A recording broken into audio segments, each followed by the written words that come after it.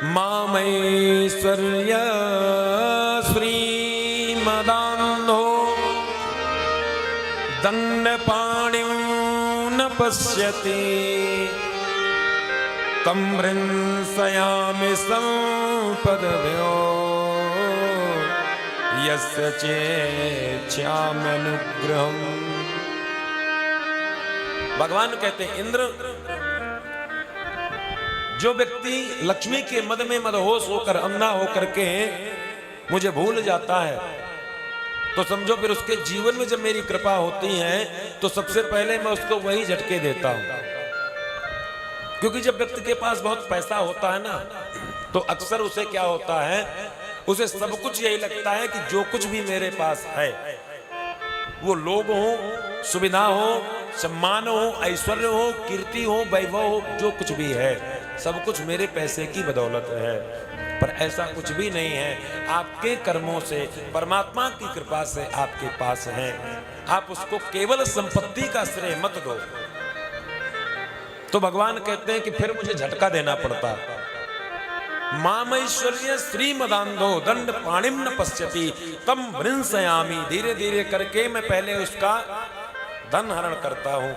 जो धन के मद में मदहोश होता है, सबसे पहले क्या होगा, बोले साहब क्या करें, कंपनी में आग लग गई, पूरा सब कुछ जल के राख हो गया।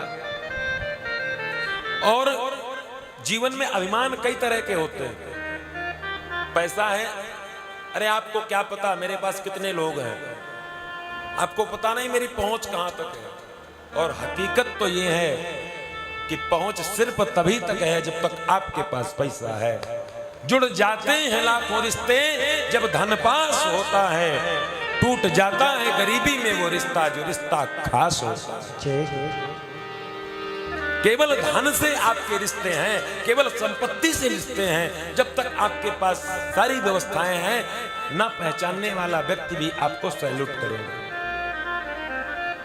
लेकिन कदाचित जीवन में कभी वो विपन्नता का क्षण आ जाए कि आपके पास कुछ भी नहीं होगा, तो कोई बिरला ही होगा जो आपके साथ खड़ा होकर के कंधे से कंधा मिलाएगा, वरना तो लोग हंसेंगे, आपका परिहास करेंगे। इसलिए पैसे से कुछ नहीं है, पैसे से केवल और केवल जीवन की उपयोगी वस्तुएं हैं। पैसे से केवल जीवन में आपकी जरूरतों की पूर्ति है, पैसे से और कुछ नहीं हो सकता। भगवान बोले सबसे पहले तुम्हारे पैसे को हरण करूंगा। अगर अभिमानी व्यक्ति के जीवन में भगवान की कृपा का परिणाम देखना है, भगवान की कृपा हो रही तो उसके उदाहरण बता रहा हूं। भगवान स्वयं ये बात कहते हैं, यस्याहमनुगृह्णामि हरिश्चेतद्धनं शनैः ततो धनं त्यजन् तस्य स्वजनो दुःखितम्। भगवान कहते हैं पहले नंबर पर उसके धन का हरण, दूसरे नंबर पे अभी उसके पास एक पावर बचा है। बोले मेरे पास बहुत लोग हैं, तो फिर भगवान ने अगला झटका दिया। ऐसा महाराज हॉस्पिटलाइज किया कि हॉस्पिटल में आईसीयू में पड़े हैं, लेकिन आसपास कोई देखने वाला भी नहीं है। कहां गए वो लोग, कहां गई वो भीड़ जो कभी आपको देखने के लिए दीवानी होती थी? कुछ भी नहीं है।